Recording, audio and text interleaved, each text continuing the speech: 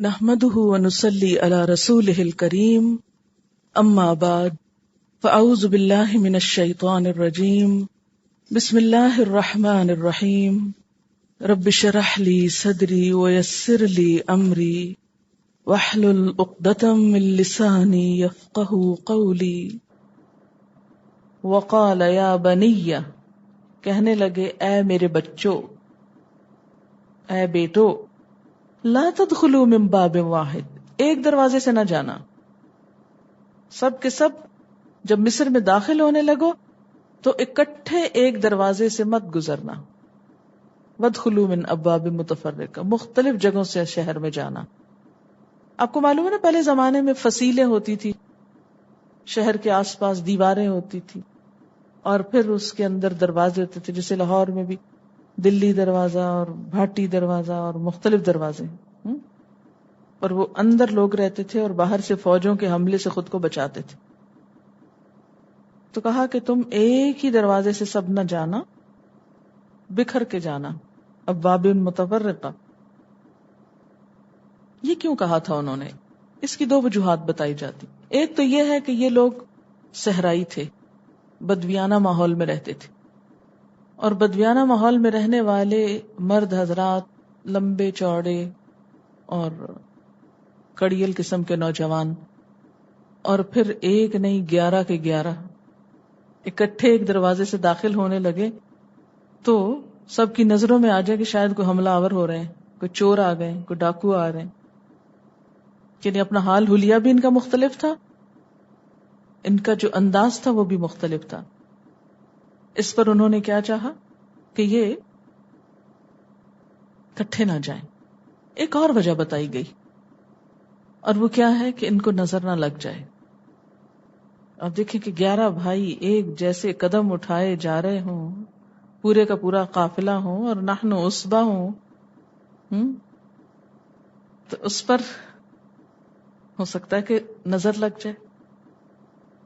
اسی لیے پھر آگے کہتے ہیں وما اغنی عنکم من اللہ من شیء، مشورہ تو دے سکتا ہوں، نصیحت تو کر سکتا ہوں، اللہ کی تدبیر سے نہیں بچا سکتا، اس کے فیصلے سے نہیں بچا سکتا۔ ان الحکم الا للہ، نہیں فیصلہ مگر اللہ کے لیے۔ علیہ توکلت، اسی پہ میرا بھروسہ ہے۔ وعلیہ فلیتوکل المتوکلون، اور اسی پر بس چاہیے کہ توکل کریں توکل کرنے والے، اور سب کو بھی اسی پہ بھروسہ کرنا چاہیے۔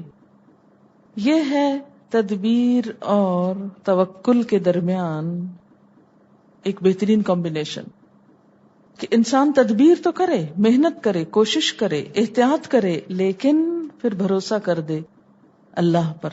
یہ نہ سمجھے کہ میری تدبیر مجھ کو بچائے گی، کیا سمجھے کہ اللہ کی ذات مجھے بچائے گی۔ وَلَمَّا دَخَلُوا مِنْ حَيْثُ أَمَرَهُمْ أَبُوهُمْ، اور جب وہ اسی تدبیر طریقے کے مطابق داخل ہوئے جیسا ان کے باپ نے کہا تھا، مَا كَانَ يُغْنِي عَنْهُمْ مِنَ اللَّهِ مِنْ شَيْءٍ، تو اللہ کے فیصلے سے ان کو کوئی چیز بچانے والی نہ تھی۔ اچھا، یہاں ایک اور بات پتہ چل رہی ہے نا کہ پیغمبر بھی کوئی اختیار یا طاقت نہیں رکھتے کسی کو بچانے کی، حتیٰ کہ اپنے بچوں کو نہیں بچا سکتے۔ اسی لیے اللہ تعالیٰ فرماتے ہیں یہ احتیاطی تدبیر اللہ کی مشیت کے مقابلے میں کچھ بھی کام نہ آ سکی۔ جس نقصان کا دھڑکا لگا ہوا تھا ان کو، وہ ہو کر رہا۔ الا حاجتن فی نفس یعقوب قضاها، ہاں بس یعقوب علیہ السلام کے دل میں جو ایک کھٹک تھی اسے دور کرنے کے لیے اس نے اپنی سی کوشش کی تھی۔ اچھا، ایک یہ بھی ہے، یہ جو سکس سینس کی بات ہم کرتے ہیں نا، چھٹی حس، کہ کچھ ہو نہ جائے، ایک دم سے فیلنگ آنے لگتی، کہیں کچھ ہو جاتا ہے وہاں سے اٹھ کے ریز ہمارے دل پہ آ پڑتی، کچھ ہو گیا ہے، کچھ ہونے والا ہے، بے وجہ میں ہی پریشان ہوئے جاتے ہیں بعض اوقات، اور پھر پتہ چلتا کہ ہاں یہ ہو گیا تھا۔ اس کی بھی ایک حقیقت ہے، عموماً ہم ان چیزوں کو مانتے نہیں، لیکن اسی لیے تو یعقوب علیہ السلام اپنے دل کی کھٹک کی وجہ سے اور گھبراہٹ کی وجہ سے وہ اپنے بچوں کو نصیحت کر رہے ہیں کہ تم احتیاط کرنا۔ فرمایا کہ یہ تدبیر کام نہ آئی، حالانکہ وَإِنَّهُ لَذُو عِلْمٍ، وہ علم والے تھے، لِمَا عَلَّمْنَاهُ، اس بنا پر جو ہم نے ان کو سکھایا تھا، ہماری دی ہوئی تعلیم سے صاحب علم تھے۔ وَلَكِنَّ أَكْثَرَ النَّاسِ لَا يَعْلَمُونَ، لیکن اکثر لوگ معاملے کی حقیقت کو نہیں جانتے کہ انسان کی تدبیر کے باوجود ہوتا وہی ہے جو اللہ چاہتا ہے۔ اس کا یہ مطلب نہیں کہ ہم کوشش چھوڑ دیں، اس کا مطلب یہ ہے کہ ہم اپنی تدبیروں پہ بھروسہ نہ کر بیٹھیں، اللہ پہ توکل کریں۔ اور جہاں تک یہ نظر لگنے کا قصہ ہے، اس کی کیا حقیقت ہے؟ تو بات یہ ہے کہ نظر برحق ہے، نظر لگتی ہے۔ حدیث میں ہے، بخاری کی حدیث ہے، العین حق، نظر برحق ہے۔ ترمذی کی روایت کہ جب کوئی چیز اچھی لگے تو بارک اللہ کہو، جس کی نظر لگے اس کو کہا جائے کہ غسل کرے، اور اس کے غسل کا یہ پانی اس شخص کے سر اور جسم پہ ڈالا جائے جس کو نظر لگی ہو۔ اسی طرح ماشاء اللہ لا قوت الا باللہ بھی پڑھنا چاہیے، قل اعوذ برب الفلق، قل اعوذ برب الناس بھی، اور نظر کے لیے جو مخصوص دعائیں ہیں وہ بھی پڑھنی چاہیے۔ قرآن پاک میں ایک اور جگہ پر نظر کا جو ذکر آتا ہے سورۃ القلم میں، وَإِن يَكَادُ الَّذِينَ كَفَرُوا لَيُزْلِقُونَكَ بِأَبْصَارِهِمْ، یہ کافر کیا چاہتے ہیں کہ آپ کو اپنی نگاہوں سے پھسلا دیں، لما سمعوا الذکر، جب قرآن سنتے ہیں تو نظر لگانے کی کوشش کرتے ہیں تاکہ یہ سلسلہ بند ہو جائے۔ وَيَقُولُونَ، اور کہتے ہیں إِنَّهُ لَمَجْنُونَ وَمَا هُوَ إِلَّا ذِكْرٌ لِّلْعَالَمِينَ۔ اس سے آپ اندازہ لگائیں کہ کفار نے کوئی ہتھ کنڈا نہیں چھوڑا تھا، کوئی بھی، کہ جس سے وہ دین کے کام کو روک سکے۔ اور آج کے دور میں بھی لوگ کوئی وار کرنے سے گریز نہیں کرتے۔ اب آپ دیکھیں کہ ایسی کوئی بھی چیز سامنے آئے تو کیا پڑھنا چاہیے؟ رب اغفر وارحم وانت خیر الراحمین۔ اور نظر کی خاص دعا، اعیذک بکلمات اللہ التامۃ من کل شیطان وہامۃ ومن کل عین لامۃ، یہ بخاری کی روایت ہے، دعا ہے یہ۔ میں تم کو اللہ کے بے عیب کلمات کی پناہ میں دیتا ہوں ہر شیطان اور موذی سے اور ہر نظر بد سے۔ ابو داؤد اور ترمذی کی روایت ہے، اعوذ بکلمات اللہ التامات من غضبہ وعقابہ وشر عبادہ ومن ہمزات الشیاطین وان یحضرونی۔ کیا ترجمہ اس کا؟ میں تم کو اللہ کے بے عیب کلمات کی پناہ میں دیتا ہوں اس کے غضب اور عقاب یعنی ناراضگی سے، اور اس کے بندوں کے شر سے اور شیاطین کے وسوسوں سے، اور یہ کہ وہ شیاطین حاضری دیں یعنی میرے پاس آئیں بھی، پھٹکیں بھی۔ پھر 3 بار یہ دعا بھی پڑھی گئی۔ صحیح مسلم کی روایت ہے کہ جس کو نظر لگی ہو اس پہ پڑھی جائے، بسم اللہ ارقیک من کل شیء یؤذیک من شر کل نفس او عین حاسد اللہ یشفیک بسم اللہ ارقیک۔ ایک دفعہ آپ صلی اللہ علیہ وسلم بیمار ہو گئے تو حضرت جبریل علیہ السلام آپ کا حال پوچھنے کے لیے آئے، اور انہوں نے کہا کہ آپ کو تکلیف ہو گئی ہے؟ تو آپ نے فرمایا جی ہاں۔ تو انہوں نے کہا میں آپ کو جھاڑ دیتا ہوں، یعنی دم کر دیتا ہوں۔ اور جبریل علیہ السلام نے یہی دعا پڑھی تھی۔ ترجمہ کیا ہے اس کا؟ میں اللہ کے نام سے آپ کو جھاڑتا ہوں، اور ہر اس چیز سے جو آپ کو اذیت دے، اور نفس اور حاسد کی نظر کے شر سے اللہ آپ کو شفا دے۔ میں اللہ کے نام پر آپ کو جھاڑتا ہوں۔ جھاڑنا کیا ہوتا ہے؟ یعنی جو شر ہے ہٹ جائے، اتر جائے، نکل جائے۔ پھر بسم اللہ ارقیک ومن کل شیء یؤذیک من حسد حاسد ومن کل ذی عین اللہ یشفیک۔ ایک اور دعا ہے، بسم اللہ یبریک ومن کل داء یشفیک ومن شر حاسد اذا حسد ومن شر کل ذی عین۔ اسی طرح یہ دعا بھی پڑھ دینی چاہیے، اذہب البأس رب الناس واشف انت الشافی لا شفاء الا شفاؤک شفاء لا یغادر سقما۔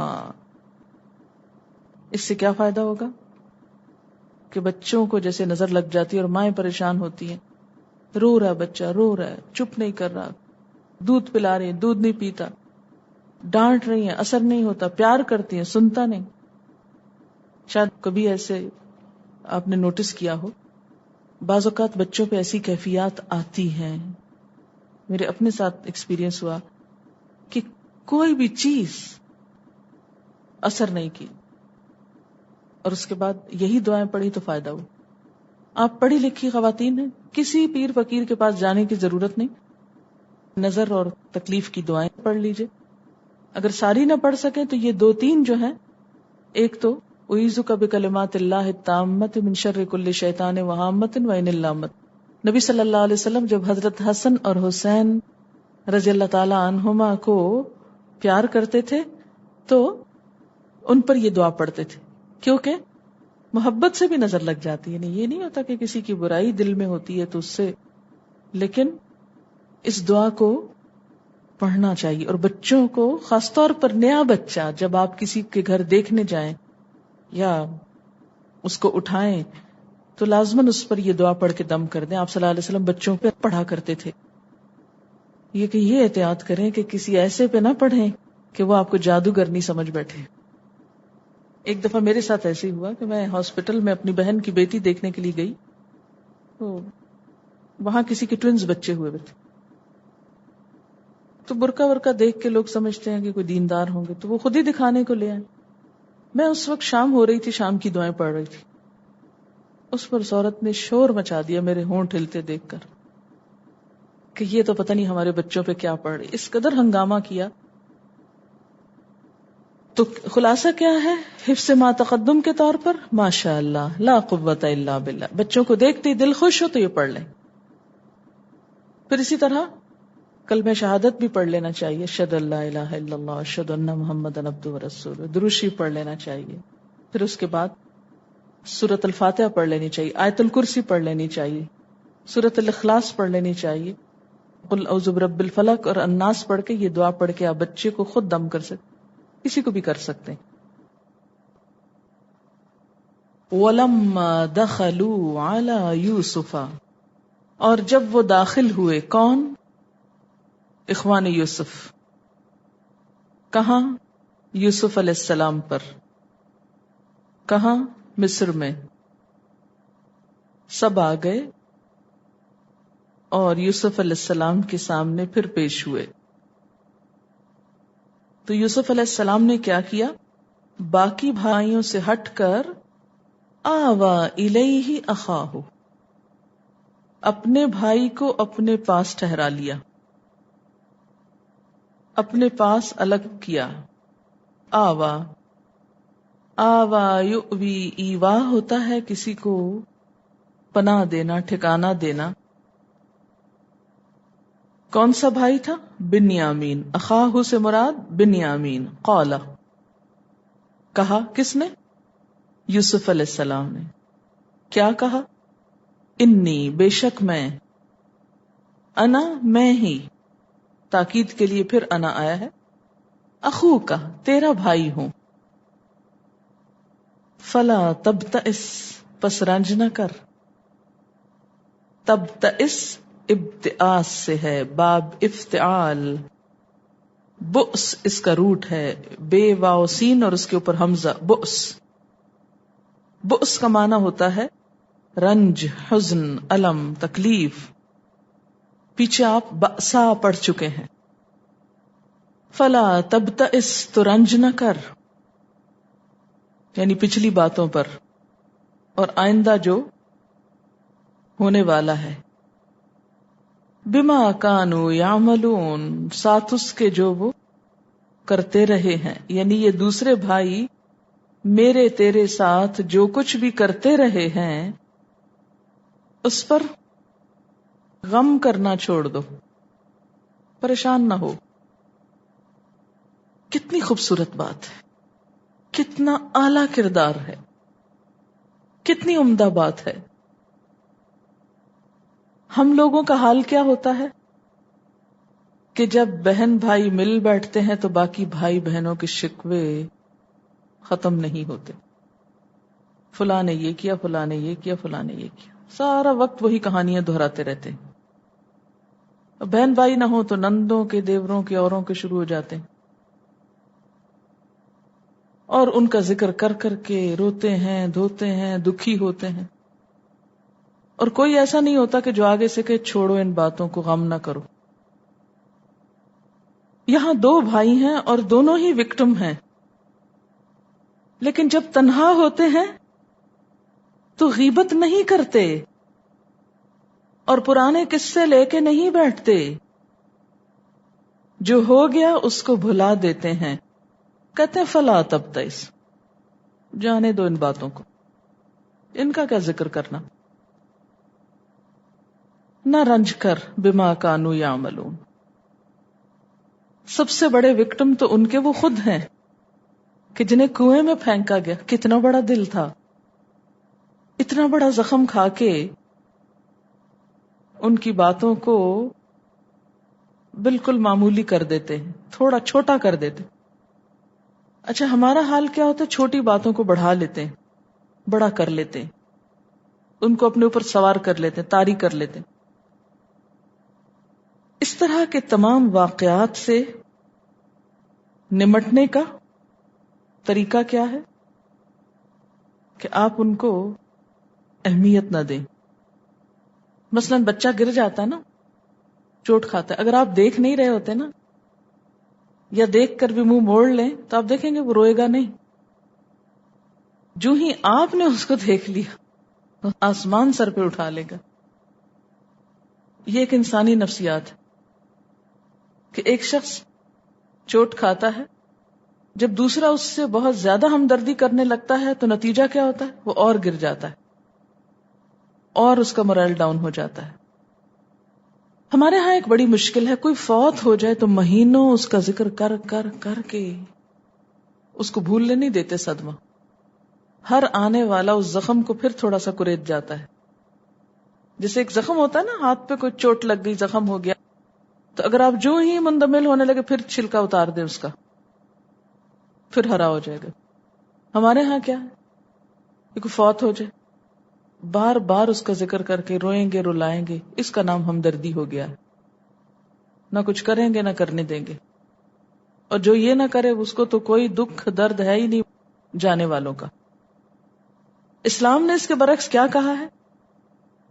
3 دن سوگ کرو، ناراضگی بھی ہو جائے 3 دن کے بعد بھلاؤ، بھلانے کی کوشش کرو، فوتگی ہو جائے تو 3 دن کے بعد یہ قصے ختم کر دو۔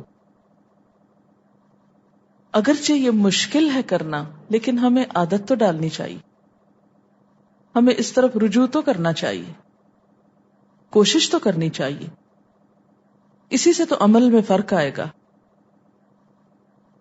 یہ ایک خوبصورت مثال ہے ان لوگوں کے لیے جو بہن بھائیوں کے شکوے لے کے بیٹھتے ہیں، کتنی اچھی نصیحت کرتے ہیں۔ فلا تبتئس بما كانوا يعملون فلما جهزهم بجهازهم، اب قافلے کے جانے کا وقت آ گیا، سارا سامان ان کا تیار کر دیا گیا۔ جب وہ جانے لگے تو یوسف علیہ السلام نے ازراہ محبت چپکے سے اپنا پانی پینے کا پیالہ اپنے بھائی کے سامان میں رکھ دیا، بالکل ایسے ہی جیسے پچھلی دفعہ انہوں نے کیا کیا تھا، پہلے ٹرپ میں کیا کیا تھا، پونجی ان کی ساتھ ہی رکھ دی تھی۔ یہ ایک طرح سے خفیہ خاموش مدد تھی۔ اس دفعہ پونجی تو نہیں رکھی گئی، لیکن ان کا جو ایک خوبصورت پانی پینے کا پیالہ تھا، سقایا، وہ انہوں نے ازراہ محبت بھائی کے سامان میں ڈال دیا کہ گھر جائے گا، کھولے گا، سرپرائز ہوگا اور خوش ہو جائے گا۔ فلما جہزہم بجہازہم جعل السقایۃ فی رحل اخیہ، اپنے بھائی کے سامان میں سقایا رکھ دیا۔ سقایا کا لفظی معنی ہوتا ہے پانی پلانا، پھر پانی پلانے کی جگہ برتن مذکر مؤنث سب کے لیے استعمال ہوتا ہے سقایا۔ عموماً یہ سونے یا چاندی کا ہوتا ہے. فی رحل اخیہ، اپنے بھائی کے رحل میں. رحل بھی سامان کو کہتے ہیں. رحلت فرمانا بھی اسی سے ہے. ثم اذن مؤذن، پھر کیا ہوا؟ ایک پکارنے والے نے پکارا. اذن، آذان دی. لفظی معنی کیا ہے؟ پکارنا. پکارا کس نے؟ مؤذن. مؤذن کس کو کہتے ہیں؟ آذان دینے والے کو. لیکن ہم اس کو کیا پڑھتے ہیں؟ مؤذن ایسے ہی پڑھتے ہیں نا، حالانکہ مؤذن ہے. ٹھیک. اذن مؤذن ایتھا العیر، اے قافلے والو. عیر کہتے ہیں وہ گدھا جو غلے کی بار برداری کرے. پھر ہر قافلے کے لیے جو اپنے ساتھ غلہ لا دے اس کو بھی کہا گیا. مردوں اور اونٹوں دونوں کے لیے اکٹھا یا الگ الگ بھی استعمال ہوتا ہے عیر، یعنی قافلہ. عیر کا لفظی معنی گدھا ہے جو غلے کی بار برداری کرے. پھر اس سے مراد ہر قافلہ جو اپنے ساتھ غلہ بھی لے کے جا رہا ہو. یعنی قافلے کے لیے سیارہ لفظ بھی آپ نے پڑھا، پیچھے پڑھا ہے نا. لفظ قافلہ بھی عربی کا ہے اور عیر بھی قافلہ ہے. تو فرق کیا ہے؟ سیارہ عام قافلہ اور عیر وہ قافلہ جو غلہ لے کے جا رہا ہو. ٹھیک ہے، یعنی اناج لے کے جا رہا ہو اس کو عیر کہتے ہیں. ایتھا العیر، اے غلہ لے کے جانے والو. انکم لسارقون، بے شک تم تو چور ہو. سارق ہو، سارق کی جمع سارقون. اصل میں ان کو چور کیوں کہا کہ ہوا یہ کہ شاہی پیمانہ بھی اتفاق سے گم ہو گیا تھا. یعنی جس سے غلہ ناپا جاتا تھا وہ بھی مس پلیس ہو گیا تھا. تو چونکہ وہ مل نہیں رہا تھا اور کوئی وہاں تھا نہیں، انہوں نے کہا کہ تم ہی چور ہو. قالو، انہوں نے کہا. وَأَقْبَلُوا عَلَيْهِمْ، اور وہ ان کی طرف متوجہ ہوئے. اقبال کا معنی ہوتا ہے آنا، متوجہ ہونا، اور ادبار ہوتا ہے اس کا اپوزٹ، واپس جانا، مڑ جانا، پھر جانا. اقبلوا علیہم، وہ جا رہے تھے نا، جانے کو تیار کھڑے تھے تو کیا ہوا؟ مڑ کے آئے. یہ بالکل ایسے جیسے کوئی گاڑی پہ بیٹھ جائے گاڑی میں اور گھر میں سے کوئی آواز دے یا کوئی بات کرے یا اشارہ کرے تو پھر انسان مڑ کے واپس آئے، متوجہ ہو. ماذا تفقدون، تم کیا کم پاتے ہو؟ تفقدون کا روٹ کیا ہے؟ فے قاف دال، فقدہ. اسی سے لفظ فقدان اردو میں استعمال ہوتا ہے. ماذا تفقدون، کس چیز کا فقدان ہے؟ کیا کم ہو گیا؟ کیا گم ہو گیا؟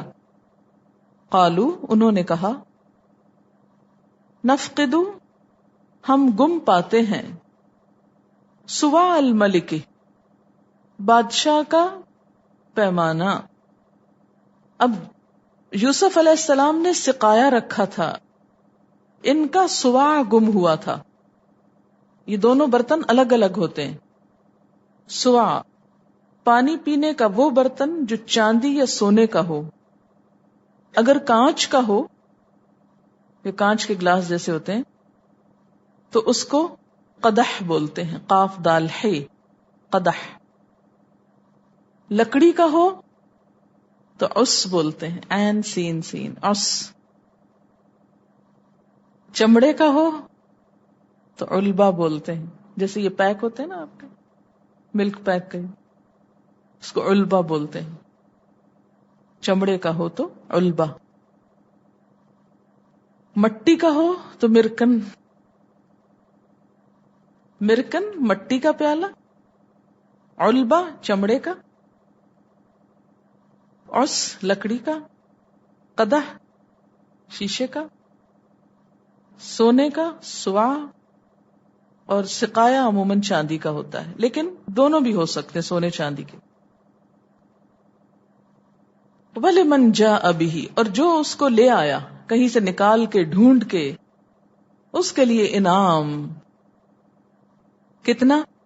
حمل بعیر، حمل کہتے ہیں وہ بوجھ جس کا اٹھانا اٹھانے والے کے لیے مشکل ہو. حمل بوجھ، کون سا بوجھ؟ جو اٹھانے والے کے لیے مشکل ہو اٹھانا، اتنا زیادہ کہ اٹھایا نہ جائے. اور حمل جو اٹھانے والے کو ناگوار نہ ہو، جیسے درخت کا پھل اور پیٹ کا بچہ، یہ حمل کہلاتے ہیں. اور غلے کی بوری حمل کہلاتی. قرآن میں یہ لفظ آئے گا حملہ آگے، وہ بوجھ جو اٹھانا ناگوار ہو. اب دیکھیں کہ ایک ماں کتنی خوشی سے بچے کو اٹھائے ہوئے ہوتی ہے نا پیٹ میں.